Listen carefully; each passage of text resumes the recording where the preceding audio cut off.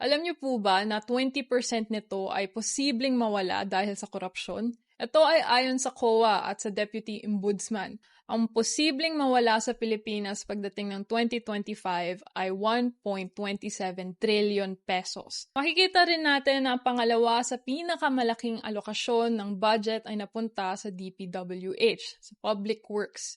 Hindi ito nakakapagtaka.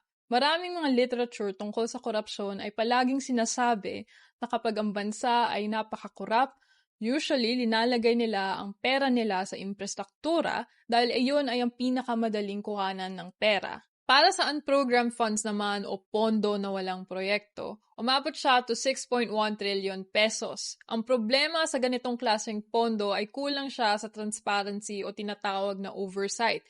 Dito, pwede gawin ang mga tinatawag na ghost projects. Samantalang ang utang ng bansa ay umabot na sa 16 trillion pesos at bawat taon ay tumataas siya.